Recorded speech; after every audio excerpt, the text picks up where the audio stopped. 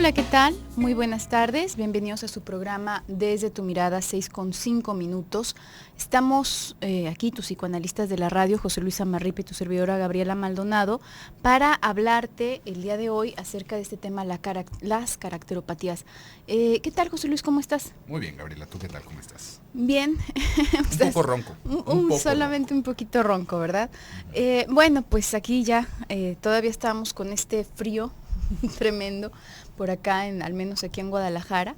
Me imagino que ahí donde estén ustedes probablemente también esté haciendo algo de frío para que tengamos nuestras precauciones, ¿no? Cuidarnos toda esta temporada. Y bueno, te recuerdo nuestras vías de comunicación. Si quieres hacernos llegar alguna pregunta, algún mensaje, están los teléfonos en cabina. Para Guadalajara es 31 22 11 90, 36 47 18 83.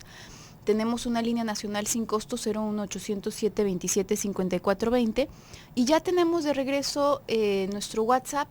Puedes enviarnos un mensaje desde donde sea que te encuentres. Si nos estás escuchando en Austin, Texas, por ejemplo, puede ser mucho más sencillo para ti comunicarte a través de esta vía. El teléfono es 333-822-3208. Puedes enviarnos un mensaje. También tenemos otras vías electrónicas, el correo desde tu mirada @radiomujer.com.mx, nuestro Twitter @desde tu mirada, en donde puedes estarnos haciendo llegar todos tus comentarios y preguntas. El chat, por supuesto, ya estamos dentro del chat, en la página www.radiomujer.com.mx. Puedes ver y escuchar el programa y también puedes hacer todos los comentarios acerca del tema. ¿De qué se tratan la caracteropatía? ¿Qué es una caracteropatía? Para ponerlo en términos muy sencillos, podríamos decir que se trata de un aspecto sí patológico de la personalidad, pero que se ha solidificado de tal manera que ya forma parte, sería absurdo decir que un aspecto patológico forma parte del carácter, porque todos los aspectos patológicos o no patológicos que tenemos, de hecho, forman parte de nuestro carácter. Pero la diferencia que se subraya en este tipo de situaciones, se trata de que esta característica ya forma como un pilar muy necesario para la vida de la persona. Vamos a pensar en una persona con un perfil obsesivo, compulsivo, que se dedica, que trabaja en un laboratorio biológico, por ejemplo, tomando muestras y haciendo análisis, ¿no? Haciendo distintas estadísticas acerca de cómo reaccionan las muestras ante determinadas sustancias. Necesariamente hay que tener un carácter obsesivo, hay que tener ciertos rasgos obsesivos para poder desempeñar este tipo de trabajo, ¿no? Es una cuestión sumamente repetitiva, es una cuestión absorbente, es una cuestión que va muy en este sentido. Por supuesto que tenemos que hacer énfasis en el hecho de que todas las características, todas las tendencias que tenemos pueden aparecer de una forma bien constructiva o destructiva. Entonces, podríamos decir en muchos casos que se trata de una especie de sublimación, ¿no? Que se trata de, cuando hablamos de sublimación, hablamos de este mecanismo de defensa maravilloso, de este mecanismo de defensa mítico, dirían algunos. Mítico, casi mítico, exactamente, muy saludable, que consiste en hacer de mi pulsión, utilizar mi pulsión para llevar a cabo algo muy constructivo, ¿no? Cuando quizás tengo reprimido un deseo intenso por abrir cosas vivas y ver sangre y revisar vísceras, etcétera, pues tendría la opción, por ejemplo, de ser un asesino, ¿no? Y destripar gente, o tendría la opción de ser un cirujano, ¿no? Y entonces sí puedo abrir cosas vivas, sí puedo ver vísceras, sí puedo satisfacer toda esta curiosidad, puedo ver sangre, etcétera, pero en algo que le está sumando a la vida, ¿no? Que está siendo bastante productivo y aceptable. Entonces, a través de la sublimación, bueno, nos permite satisfacer este tipo de pulsiones que en otros contextos serían sumamente destructivas e inapropiadas y que nos sacarían del ámbito social. Entonces nos permite satisfacerlas al mismo tiempo que podemos seguir perteneciendo a la sociedad. Y esto pensando como todos tenemos ciertos rasgos de personalidad. A mí algo que me ayuda a pensar en qué es una caracteropatía es cuando ya la persona se vuelve un personaje, ¿no? Ya cuando podríamos decir, no es, ay, es que es medio envidioso, o es que es algo mentiroso, o es muy poco honesta. No, ya cuando podemos ver a alguien y decir, es que haz de cuenta que lo escribió Walt Disney, es Cruella de Vil, o es el villano de tal película o de tal libro para niños. Y esto, pues bueno, igual y le puede sonar un tanto chusco, pero ¿a qué es a lo que nos referimos cuando hay una caracteropatía? Todos tenemos rasgos de una o de distintas psicopatologías. Esto es algo muy normal, esto es algo que va constituyendo nuestra personalidad específicamente, pero cuando hablamos de una caracteropatía, estamos hablando de una formación por entero alrededor de esos síntomas. Así como podríamos pensar de este señor de un cuento de Navidad, Scrooge, ¿lo recuerdan? Bueno, pues imagínense, así como este señor no era, pero para nada generoso ni dadivoso, y estaba amargado todo el tiempo y todo lo veía con una... Haga de cuenta, podremos nosotros ser algo amargaditos o que haya cosas que no nos generen gracia, pero cuando ya es todo alrededor de nuestra vida, nos podríamos dar cuenta de que es más bien que nuestra personalidad está construida alrededor de esos síntomas, de cómo está construida alrededor, por ejemplo, de una envidia, como puede estar construida alrededor de un rasgo histérico, de una personalidad histérica específicamente, ¿no? Es más, seguramente usted conoce a alguien dentro de su familia que no hay fiesta donde no cante, no hay fiesta donde no baile, donde quiera contar todos los chistes. Y no importa si es Navidad, si es Año Nuevo, si estamos en un velorio, no importa si es el cumpleaños del bisabuelo, no importa dónde sea, se levanta, canta, hace su argüende y grita y tiene hasta su tono de voz es demasiado alto. Y uno dice, bueno, ¿qué pasa? ¿Estará sorda o estará sordo? ¿Qué le sucede? Esto no, para que usted lo pueda entender, como no siempre tiene que ser algo extremadamente negativo, sino que toda la personalidad se va fundando alrededor de esos rasgos. No quiere decir que, bueno, tal vez en este momento soy reservado, tal vez si empezamos a contar chistes yo me saco alguno por ahí medio colorado y me da mucha risa con los demás. No, quiere decir que no importa dónde estemos, nuestra personalidad es así, en donde realmente llega hasta sentirse algo distónico cuando escuchamos un comentario de estas otras personas. Por ejemplo, podríamos ver que una persona está cayéndole encima al otro, regañándolo, diciéndole lo mal que está y lo demás, y esto no me parece de tu vida, y tachándolo en todos los sentidos que usted pueda pensar, y después lo ve reflexionando y le dice, ¿qué pasó, fulanito? ¿Qué tienes? No, pues es que, no sé, se me hizo gacho lo que pasó con fulanito, ¿no? Y uno dice, ay, pues claro, es que le caíste encima. No te fijaste que no me puso atención a la mitad de las cosas que le dije. Y uno dice, uy. O sea, ni siquiera te pasó por enfrente la posibilidad de pensar que el que estaba mal eras tú y que tal vez te hubieras pasado un poquito de la raya. Ese tipo de cosas son las que nos van sacando de tono, y ahí podríamos darnos cuenta hasta dónde se va haciendo una formación más hacia una caracteropatía que hacia una formación sintomática más neurótica y normal, como podríamos pensar. Vamos a ir a un pequeño bloque comercial. En un momentito regresamos a tu programa Desde tu Mirada, 6:19. Estamos hablando el día de hoy acerca de caracteropatía, y en el bloque pasado estábamos comentando acerca de cómo se constituye la personalidad normalmente, ¿no? Por lo general, cuando escuchamos acerca de mecanismos de defensa, que no es algo tampoco que escuchemos muy a menudo, pero cuando escuchamos a propósito de mecanismos de defensa, sobre represión, si hablamos de rasgos obsesivos, de rasgos histéricos, etcétera, nos imaginamos de pronto que el campo de la psicopatología es exclusivo de cierto tipo de personas que tienen un padecimiento mental, que sufren de un padecimiento mental, y que el resto de la población está libre de esto, ¿no? A veces muchas personas se incluyen en eso, ¿no? Bueno, es que las personas, pues esas son las personas enfermas y luego estamos los sanos, ¿no? En realidad es interesante, y esto es algo que a menudo subrayamos aquí, pensar que lo patológico en sí sobreviene cuando hay una predominancia de algún rasgo o de algún mecanismo de defensa. ¿Por qué?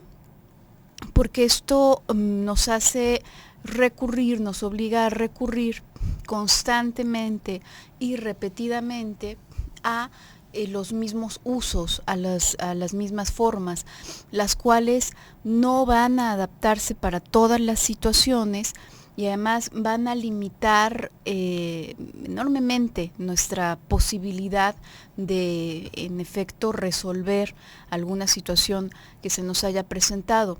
Sin embargo, los mecanismos de defensa, todos, por más patológicos que podamos observarlos, como podemos pensar, por ejemplo, en la escisión, que es un mecanismo que predomina en el caso de la esquizofrenia. Uno puede pensar, no, bueno, pues si es un mecanismo esquizoide, entonces pues le pertenece nada más a los esquizofrénicos y a las personas que están evidentemente enfermas, ¿no? Que andan ahí alucinando y teniendo delirios, etcétera. Y no, realmente todos tenemos como este bagaje, ciertos mecanismos de defensa, y justamente el equilibrio o desequilibrio que exista entre nuestros mecanismos de defensa y nuestros distintos rasgos de personalidad va a constituir nuestro carácter, nuestra persona, cómo somos, ¿no? Hay personas que tienen ciertos, para ser ordenados necesitamos ser un poco obsesivos, ¿no? No es que únicamente las personas como este personaje de Mejor Imposible sea el único que se lava las manos, ¿no? Sea el único que tiene disciplina, sea el único que es puntual. No, todas las personas para poder ser puntuales, necesitamos apegarnos a ciertas cosas, vamos desarrollando ciertos comportamientos que se vuelven casi un ritual, como los rituales obsesivos, que vamos llevando a cabo en automático, ¿no? Hay muchísimas ocasiones en las que de pronto ante una situación de prisa, por ejemplo, no te das cuenta cómo ni del trayecto, pero ya llegaste a casa, ¿no? Ya te sabes ese camino perfectamente y prácticamente no tienes ni siquiera que ver, entre comillas, el alrededor, porque sabes llegar perfectamente, ¿no? Esto podríamos pensarlo, digo, si somos ridículamente exagerados, como algo compulsivo, ¿no? Como algo que ya está ahí tan marcado en la cabeza que se queda casi de una forma compulsiva. Entonces, todos tenemos distintos rasgos, por supuesto, en distinta medida. Otra persona puede ser muy apegada al arreglo personal, ¿no? A ponerse, no sé, mucho maquillaje o vestirse de cierta manera muy llamativa, y probablemente sí podríamos hablar, por ejemplo, de algún rasgo histriónico que no nos habla de una histeria así que paraliza partes del cuerpo como las histéricas de Freud, ¿no? No, simplemente son rasgos que van constituyendo la personalidad y que le van dando también ese toque de individualidad a cada persona. Muchísimas pulsiones que serían bastante destructivas, como comentaba en el corte pasado, pueden fácilmente, no fácilmente, pero pueden muy bien entrar en la dinámica social de una manera sublimada y ser muy constructivas y convertirse en un pilar importante de la vida de esa persona e incluso de la vida de las personas de alrededor. Entonces, pensar en esto nos permite con más facilidad comprender de qué va la caracteropatía, entonces en qué consiste una caracteropatía como tal. También pensaba, Gaby, como ahorita que estabas mencionando sobre los rasgos, igual que en el bloque anterior, nosotros como personas podríamos encontrar una multitud de estos rasgos en nuestra personalidad. Nos vamos a dar cuenta de que hay algunos que son más acentuados, y el hecho de que sean más acentuados nos va hablando más de una cosa estructural en nosotros, no tanto como algo pasajero, una fase o una simple pincelada, sino más bien algo más estructural en nosotros. En el caso de la caracteropatía, nos vamos a encontrar con que ya no está esa diversidad. ¿Y por qué estamos hablando de caracteropatía para empezar, ¿no? ¿Cuál sería el sentido de esto? Nos vamos a dar cuenta de que una caracteropatía es una forma más agresiva de una enfermedad mental. Es algo con lo cual difícilmente se puede comenzar un tratamiento. Es una persona que ha establecido su mundo alrededor de su enfermedad. Y esto, bueno, lo hace realmente devastador. Realmente devastador, ¿en qué sentido? Como le estaba mencionando, ya no está esta diversidad. Fíjese, hay algo en lo que la mayoría de las personas con una personalidad más hacia lo neurótico van reportando como doloroso, es la incertidumbre o la duda.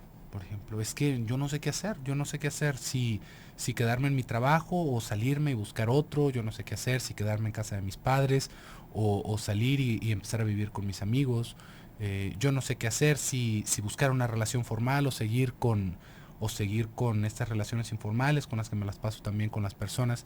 Fíjese cómo nos vamos a encontrar ahí una pregunta base para todas estas cosas. No estamos seguros de lo que estamos haciendo.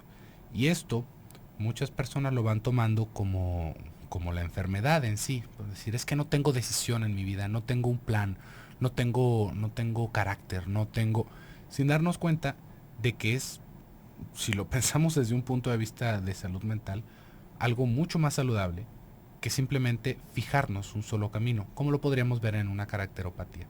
¿Cómo es esta discusión? ¿Cómo es que existen este tipo de conflictos en la caracteropatía? En una caracteropatía.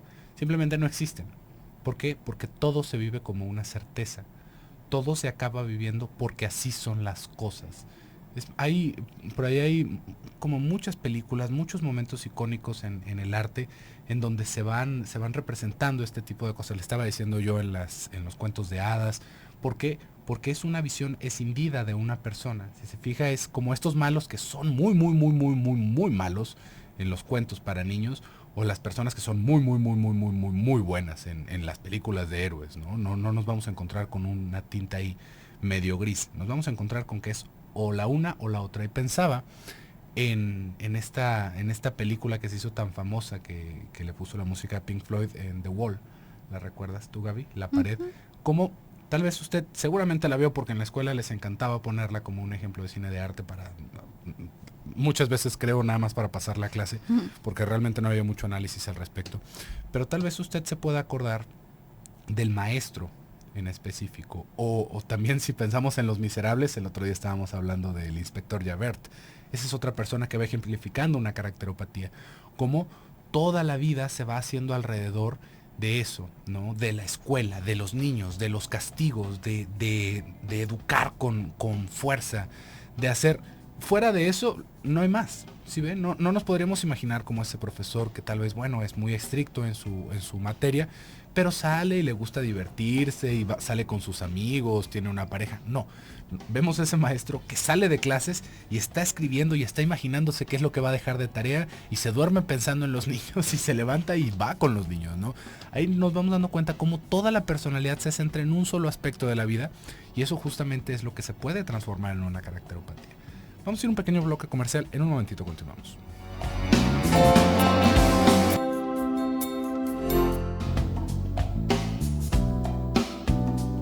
Regresamos a tu programa Desde tu Mirada, 6:34. Estamos hablando el día de hoy acerca de caracteropatía. Y bueno, hemos estado tratando como de hacer una introducción a lo que va constituyendo la personalidad de cada uno y cómo es difícil, ¿no? De pronto poder asumir qué es patológico. Y esta discusión a propósito de lo normal y lo patológico, ¿no? No es sinónimo normal de salud, y tampoco decir que algo es normal nos señala que no es patológico, ¿no? Lo normal significa que es común, que es la norma, que es lo más usual en determinado ámbito, y muy probablemente lo más usual en determinado ámbito es, de hecho, patológico. Por ahí de pronto incluso se hacen algunas generalizaciones que a mí me parece bastante absurdo asumirlas como verdades absolutas, porque en realidad, bueno, pues no debería ser así, ¿no? Sería algo verdaderamente como muy superficial, sería una visión demasiado corta de la realidad, pero por ahí de pronto se hacen ciertas generalizaciones, ¿no? Que si estás estudiando tal carrera, entonces es porque tu carácter es muy extrovertido. Si estás estudiando esta otra carrera es porque tienes tendencias a la locura o tienes tendencias a tal o cual cosa. En realidad no es así como una cosa sumamente acertada, pero también nos podemos dar cuenta ya en el campo que tiene algo de verdad, ¿no? Que sí suele ser algo que sucede, quizás no absolutamente en todos los casos, pero sí en muchos casos. Entonces, de pronto nos vamos haciendo una idea como estereotipada del mundo y de los roles de las personas. En este mismo estereotipo puede entrar esto que tú mencionabas hace un momento, José Luis. Por ejemplo, esta persona que se transforma todo su ser en mamá, ¿no? Vamos a pensar. Y de pronto ya no es nada de lo que era, igual con el papá, porque también ocurre eso, ¿no? Que ya es todo un señor de familia, y ya parece como que incluso las cosas que le llamaban la atención antes o le gustaban antes ya no tienen cabida, ¿no? Parece como una persona absolutamente distinta. En personas que entran a trabajar y de pronto ya está totalmente, radicalmente distinta su forma de ser, su forma de vestir. Todos los comentarios que hacen apuntan hacia ese campo de trabajo y no pueden salir de eso, ¿no?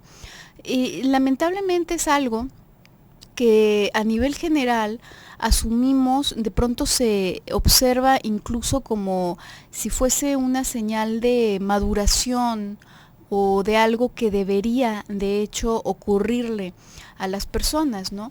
Cuando en el fondo podríamos darnos cuenta de que se trata pues nada más que de una especie como de exoesqueleto, ¿no? Como de algo que se apropia la persona y en donde puede funcionar sumamente bien.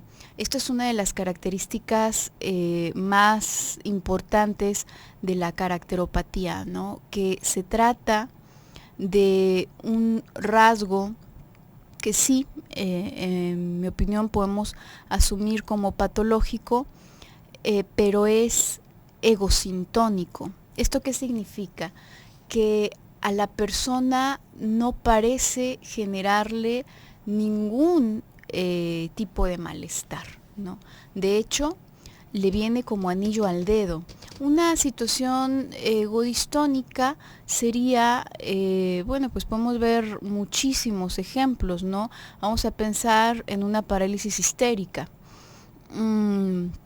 no es muy conveniente tener una parálisis histérica porque no nos permite hacer un montón de cosas, porque es demasiado evidente para todas las personas que están alrededor que algo está sucediendo, que esa persona está padeciendo de algún tipo de malestar y por muchas otras razones.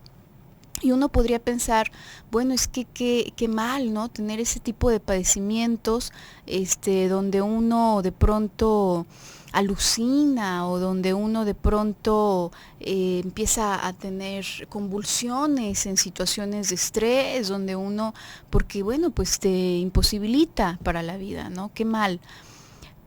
Pero este tipo de padecimientos, justamente por ser egodistónicos y por generar una molestia y un sufrimiento demasiado patente en la persona, le impulsan a hacer alguna modificación.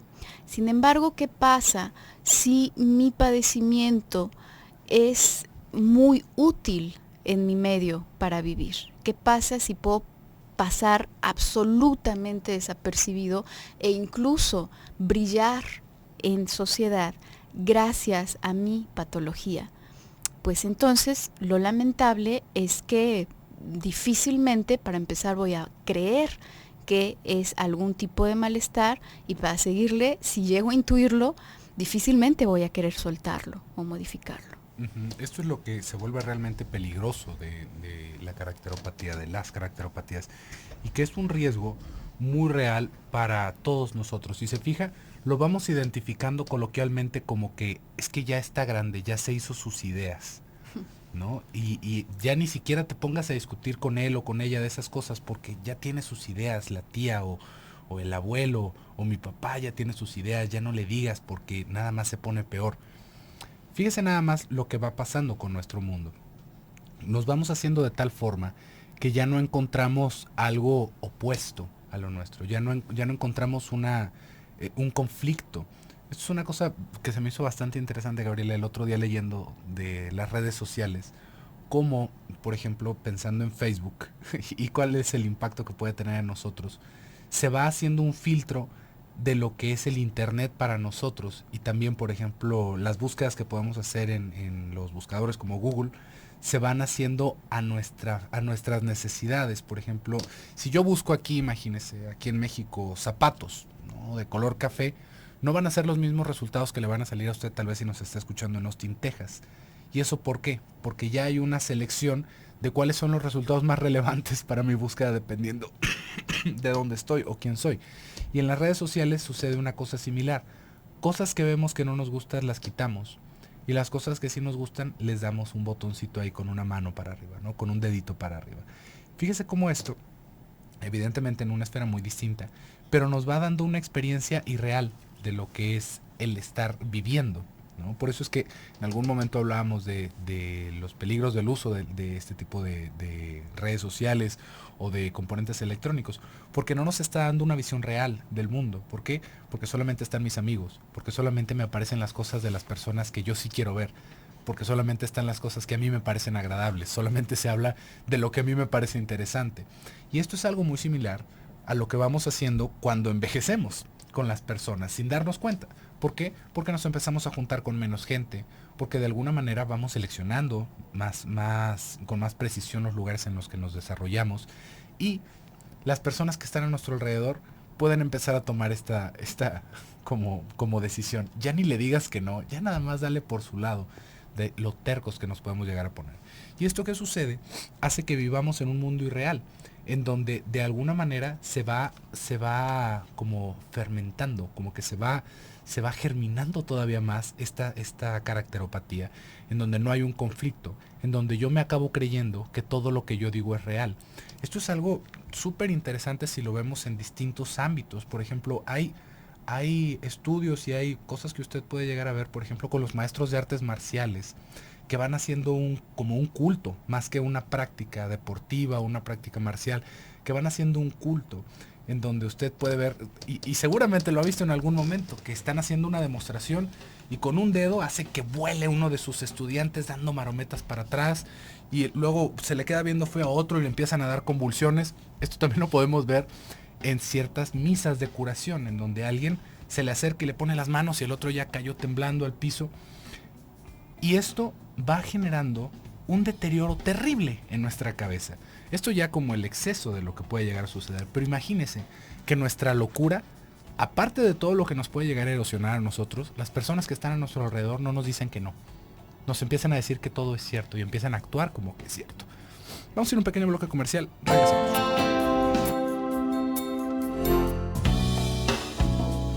Regresamos a tu programa Desde tu Mirada, 6:50. Estamos en el último bloque del programa del día de hoy. El día de mañana retomaremos el tema de caracteropatía y te recuerdo que ya tenemos de regreso nuestro WhatsApp. El teléfono celular es 333-822-3208. Puedes enviarnos un mensaje desde cualquier parte del mundo que nos esté escuchando. Y bueno, pues aquí con mucho gusto lo leeremos y te daremos alguna respuesta. Y bueno, en esto que ibas comentando en el bloque pasado, José Luis, acerca, y bueno, pues que hemos estado comentando, ¿no? Cómo puede ser, cómo puede resultar una característica, algo que es pues más bien sintomático, cómo puede resultar tan sintónico, ¿no? Con determinados ámbitos, y cómo esto, a pesar de que a simple vista podría resultar bastante más conveniente, por ejemplo, que otro tipo de síntomas mucho más visibles o mucho más que bueno, hacen revuelo y sacuden la vida de las personas. En realidad esto nos pone frente a un peligro muy grande e incluso en muchas ocasiones ante una imposibilidad, en el sentido de que la persona no va a encontrar una necesidad fuerte, pesada, para hacer alguna modificación, y este rasgo se va a ir solidificando al grado de ya convertirse en la persona, ¿no? En la personalidad. Hay muchas situaciones que pueden llegar a prestarse para esto, como pueden ser instituciones, por ejemplo, de trabajo, donde el trabajo, bueno, ya lo hemos dicho muchas veces, ¿no? Una persona obsesiva puede ser sumamente bienvenida para muchas empresas, porque, bueno, pues todos sus rasgos, el hecho de que no tenga vida social o tenga muy escasa vida social, el hecho de que se clave tanto en las tareas, el hecho de que sea tan quisquilloso, el hecho de que no tenga la capacidad para relegar o para repartir responsabilidades, sino que los lleve a cabo por sí mismo, todos los trabajos, todo el trabajo, bueno, pues es algo que remunera mucho, que puede remunerar mucho a la empresa a costa de la salud, por supuesto, de la persona, ¿no? Entonces ahí podría entrar como el empleado del mes, todos los meses, ¿no? Pero pues estamos hablando de una persona que tiene un padecimiento fuerte. Hay otro tipo de situaciones que también suelen ser, para mí, muy peligrosas, como por ejemplo vamos a pensar en un campo fuera de la neurosis, vamos a pensar un poco en la psicosis, en situaciones que tienen que ver más con un pensamiento delirante, y dónde podrían ensartarse esas personas con este tipo de padecimientos de una manera sintónica. Bueno, pues en alguna institución religiosa, fácilmente. ¿Por qué? Porque todo esto hace sentido con mi tipo de pensamiento delirante. Todas estas teorías mágicas, y me refiero a cualquier religión en realidad, ¿no? Puede ser incluso estas, no religiones estrictamente, pero sí este tipo de pensamiento como que van haciendo como del New Age, y se van sacando distintas ramas, que hay algunas personas que hablan que si de los chakras o que hablan de algún otro ámbito de las hadas y de los gnomos o puede ser un montón de cosas, ¿no? Entonces, esto nos remite a un pensamiento mágico y a un pensamiento delirante, ¿no? Muchos pacientes pueden llegar, por ejemplo, al consultorio y hablar de que hay seres, entidades en su entorno, ¿no? En su entorno más inmediato, y que le instan a hacer ciertas cosas. Y nosotros esto lo podemos observar y la mayoría de las personas estaría de acuerdo en que pues se trata de un delirio, ¿no? Pero, ¿qué pasa si yo lo hablo en un congreso de New Age, de hadas y gnomos? Pues sí, ¿no? Se maneja ahí, en general, todas las personas que asisten, que es una realidad que existen y que en verdad nos instan a hacer ciertas cosas, y que cuando cuando somos muy codiciosos es porque algún gnomo de la codicia, de la tierra o de no sé dónde, o del aire, entonces estamos rodeados por esos gnomos y tenemos que hacer algún ritual para llamar a los otros gnomos de otro elemento, entonces todo esto es un delirio colectivo, e insertarse en este tipo de instituciones empeora muchísimo la situación de la persona. Y esto lo podemos ver en ese tipo de sectas, ¿no? O en grupos muy exclusivos de personas. Pero en menor, digamos como en menor medida, digo, de la magnitud digamos como de la locura, nos podemos dar cuenta cómo el que nos empecemos a rodear de ciertas personas nos va generando este tipo de delirios colectivos. Por ejemplo, ¿qué pasa con, podríamos poner este ejemplo de las personas que trabajan desde que amanece hasta que anochece, ¿no? Es que eso es lo normal. ¿Por qué? Porque todos mis amigos hacen lo mismo, ¿no? Porque todos estamos trabajando de la misma manera y yo los veo que ellos, bueno, por ejemplo, hasta algunos de ellos tienen familia y están todo el día trabajando. Entonces yo creo que es normal. Fíjese cómo es una cosa muy normal en nosotros como seres humanos, como buscar ese reflejo en los demás e intentar hacer esta evaluación de qué tan mal estoy. Como verificar. Sí, ¿no? Como verificar, decir, no, pero mira, fulanito también lo hace y perenganito también lo hace. Y es más, hasta nos podemos poner a buscar a personas famosas que lo hacen, como para dar el cierre con moño dorado, ¿no? Es que hasta tal actor o hasta tal celebridad hace lo mismo que yo, entonces pues bueno, ¿qué tan mal puede estar? ¿No? A final de cuentas, ¿qué tiene de malo? Fíjese cómo intentamos quitarle lo malo con la popularidad de cierta afección, ¿no? De cierta aflicción, como si fuera menos malo mientras más personas lo sufren. Y esto es algo bastante difícil de entender, porque fíjese cómo en la sociedad se nos va formando de cierta manera para pensar que somos normales, para pensar que eso es lo que está bien. Por ahí en algún momento estaba esta imagen, ¿no? De una persona con el Corán en la mano, con su turbante, con una cara enfurecida y con un arma a un lado. Y uno podría decir, bueno, es que como los terroristas, ¿no?